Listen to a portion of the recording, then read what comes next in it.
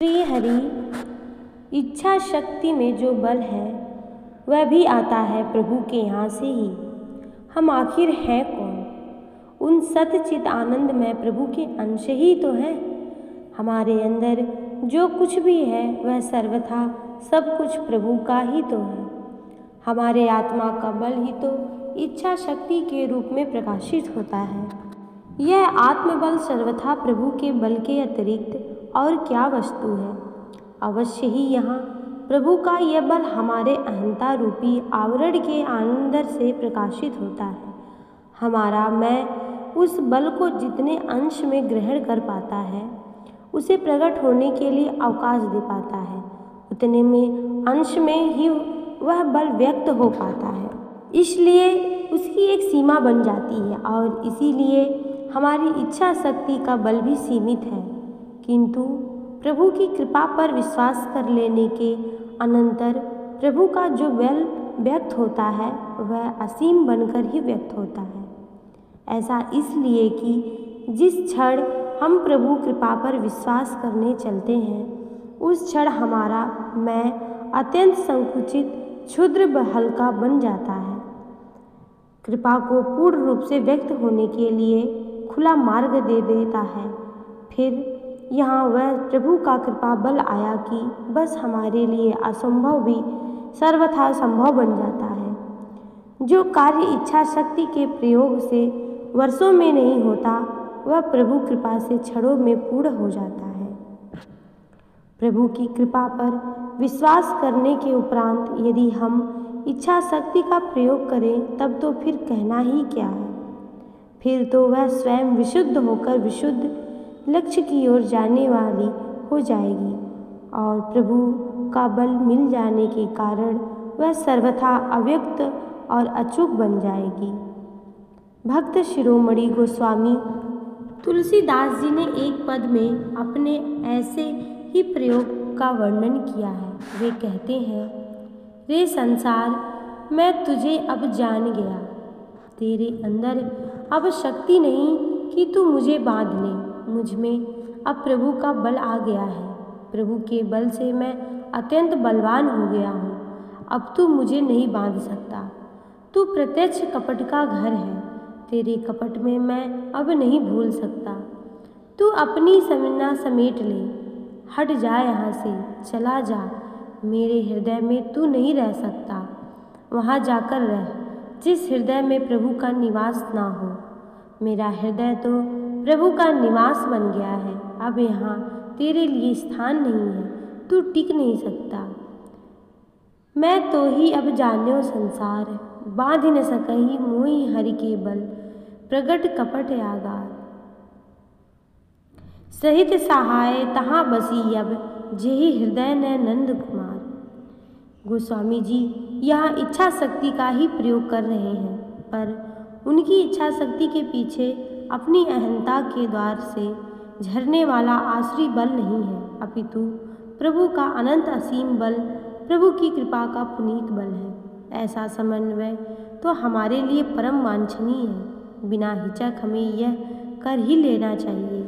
ऊपर उठाने के लिए, पतन से बचने के लिए हम यदि प्रभु कृपा के बल से बलवान बनकर इस प्रकार इच्छा शक्ति का प्रयोग करें, तो हमारा जीवन भी देखते देखते अंधकार से निकलकर प्रभु के आलोक में आ जाए।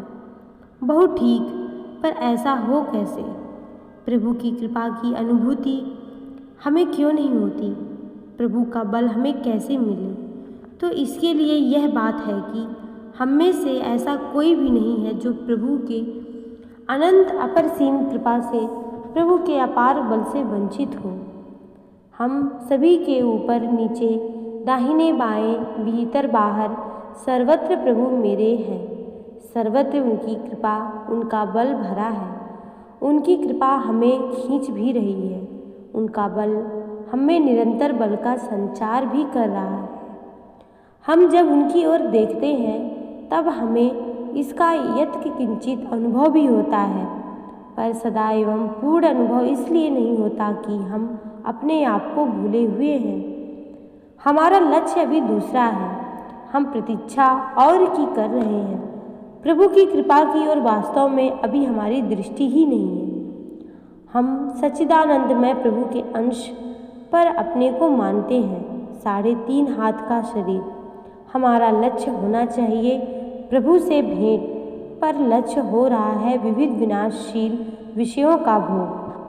चाह होनी चाहिए प्रभु की अनवरत बरसने वाली कृपा के दर्शन की, पर चाह है उस कृपा को पद पद पर ढक देने वाले अहंकार के विजय की। दृष्टि होनी चाहिए प्रभु की अहेत की कृपा नित्य कृपा की ओर, अक्षम असीम बल की ओर, किंतु दृष्टि लग रही है जगत में प्राप्त होने वाले मिथ्या आश्वासनों की ओर, भौतिक नश्वर सीमती बल की ओर।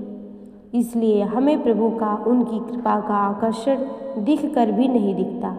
उनका बल हम में निरंतर पूर्ण रहने पर भी हम दुर्बल बने रहते हैं।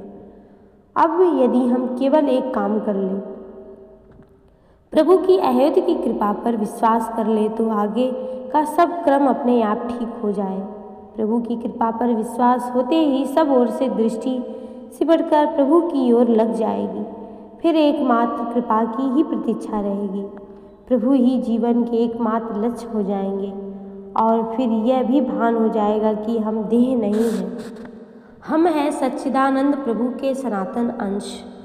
इसके अनंतर पद पद पर कृपा के आकर्षण की अनुभूति होगी। साथ ही अपने अंदर प्रभु का दैवी बल भी क्रमशः उतर आएगा।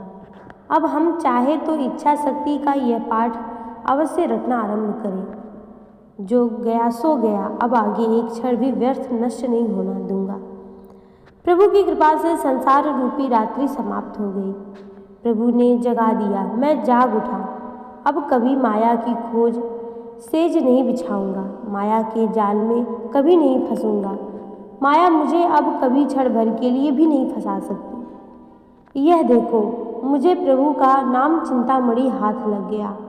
इसे हृदय में सदा सुरक्षित रखूंगा, क्षण भर के लिए भी इसे न भूलूंगा। अब आज से इस क्षण से प्रभु की विस्मृति मुझे नहीं होगी। मेरा हृदय निरंतर प्रभु की स्मृति से पूर्ण रहेगा। प्रभु के स्मरण की अखंड धारा मेरे हृदय में निरंतर अनंत काल तक बहती रहेगी। मेरा चित्त इस क्षण से सदा निर्मलतर होता रहेगा। इंद्रियां अब मेरे मन को विक्षिप्त नहीं कर सकती, मुझे मन माना नाच नहीं नचा सकती। अब ये मेरी खिल्ली नहीं उड़ा सकती। अब तो इन पर मेरा पूर्ण अधिकार हो गया है।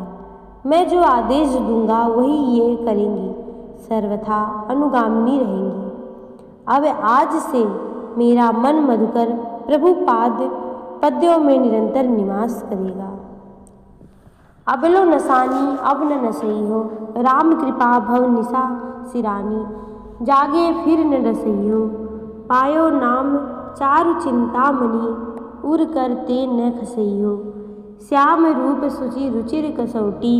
चित कंचन ही कसई हो, परबस जानी हस्यो इन इंद्रिन।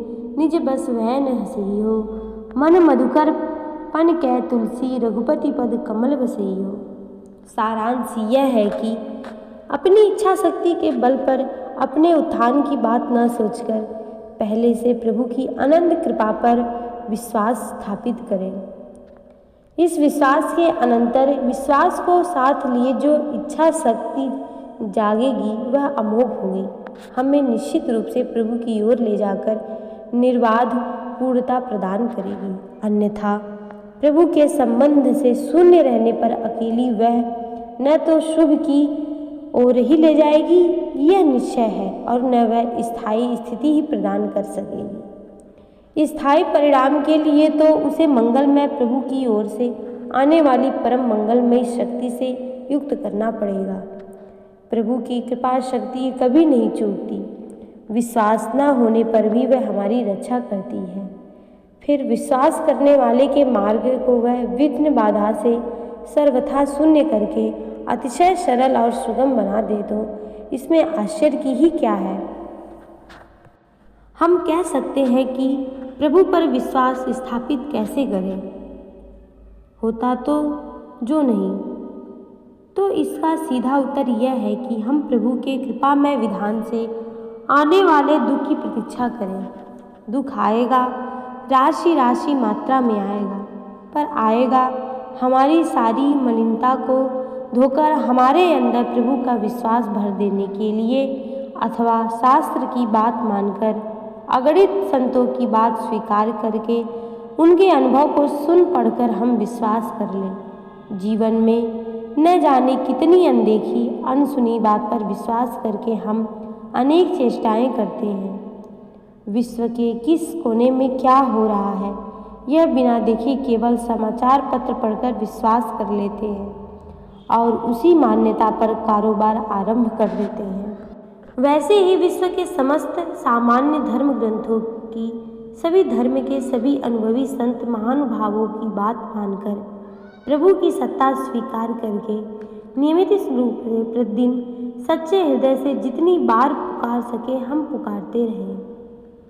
प्रभु हौ जैसो तैसो तेरो, बस किसी न किसी दिन हमें प्रभु की कृपा पर विश्वास हो ही जाएगा और वह विश्वास ही हमारे लिए महान शक्ति का अप्रतिहत और अपरिमित पुंज होगा। जय जय श्री राधे।